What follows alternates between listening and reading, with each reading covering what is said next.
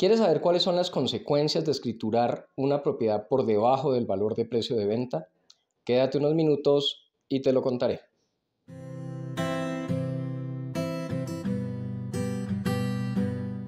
Bueno, en este segundo video vamos a hablar sobre las consecuencias que existen cuando se escritura por debajo del valor de la venta, en concreto, cuando esa escrituración se hace por debajo de la mitad del valor del precio comercial o del precio real de la propiedad. Vamos a mirar lo siguiente. Si estamos hablando de una propiedad como lo hacíamos en el primer video, donde vimos los aspectos penales, ahí decíamos que hay una propiedad de 500 millones de pesos y que se escrituró por 200 millones de pesos. Entonces, ¿qué sucede en esa negociación? Resulta que la mitad de 500 sería 250 y en este caso se vendió por 200. Es decir, se cumple la condición de haber vendido por debajo de la mitad. Cuando eso pasa y se vende por debajo de la mitad del valor comercial, se incurre en una figura jurídica que se llama la lesión enorme. Entonces, cuando hay una lesión enorme, el damnificado, digamos, el perjudicado de esa venta tan barata, puede llegar a solicitar que se regule el precio, es decir, que le paguen el excedente o que se le devuelva la propiedad y él devuelve el dinero que recibió, 200 millones de pesos. ¿Sí? ¿Quién escoge una u otra? El demandado. En este caso sería el comprador. Él podría escoger y decir yo doy el excedente o yo voy a devolver la propiedad y me devuelven mi dinero.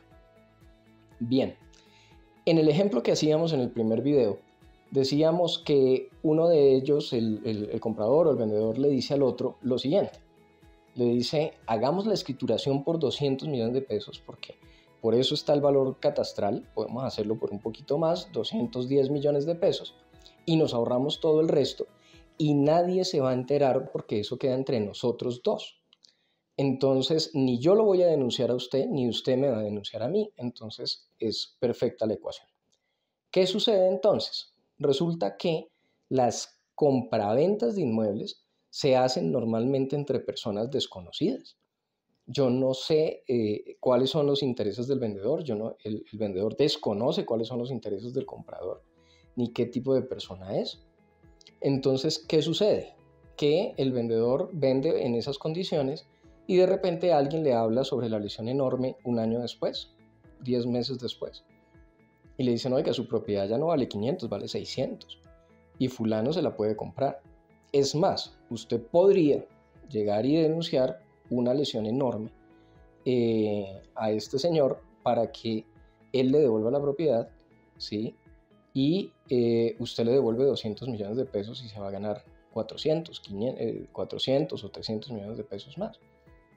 Entonces esta persona puede de mala fe llegar y denunciar y decir, mire, aquí hubo una negociación, la negociación fue por tanto y fue por 200 millones de pesos cuando esa propiedad, aquí tengo el avalúo, para la época valía 500 y lo demanda ante un juez y el juez le va a decir al demandado, al comprador, escoja entre esas dos opciones, o pague adicional los 300 millones de pesos o haga una devolución de la propiedad y se le van a devolver 200 millones de pesos. En cualquiera de las dos figuras va a perder 300, que fue lo que estaban ocultando.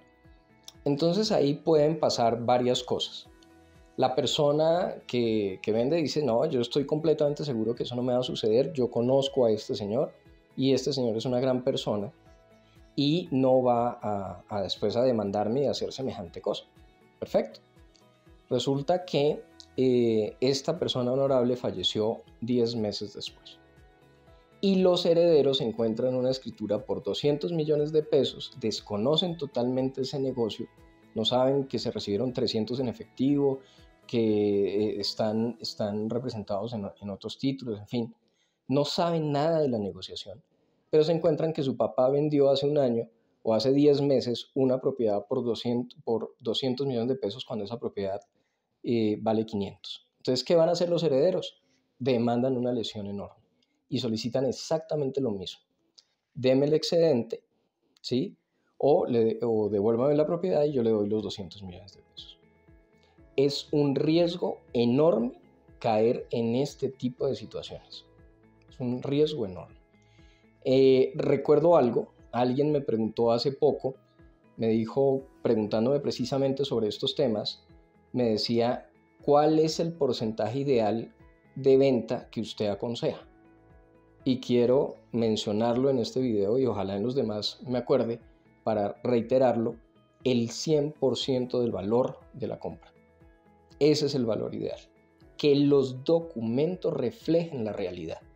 Y si el tema tributario pesa tanto, inclúyalo como un gasto del negocio. Mire, algo muy particular, creo que ya lo mencioné en el video anterior, pero lo quiero mencionar otra vez en es este tipo de prácticas se hace entre personas que usualmente no compran inmuebles, ¿sí? O personas que no tienen la capacitación suficiente en la compra-venta de inmuebles. Curiosamente, las constructoras que están permanentemente comprando inmuebles para desarrollar proyectos inmobiliarios, constructoras grandes y reconocidas, ninguna recurre a esta práctica, ni siquiera la menciona. Recurren a prácticas más de conocimiento tributario, digámoslo así, y si el valor catastral está muy bajito, van madurando el inmueble, incluso lo hacen en un lapso de 3 años muchas veces, o se miran los beneficios que hay por construir vivienda de interés social y otro tipo de figuras. Pero estas no, esto de decir una falsedad en la escritura no, por los grandes riesgos que esto acarrea.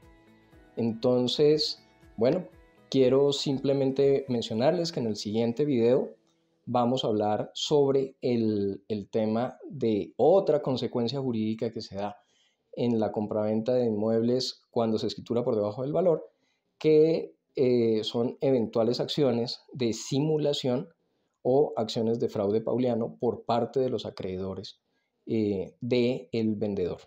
Entonces, bueno, quiero invitarlos a que si les gustó este video le den like y si consideran que hay alguien que le pueda interesar esta información, por favor se la compartan.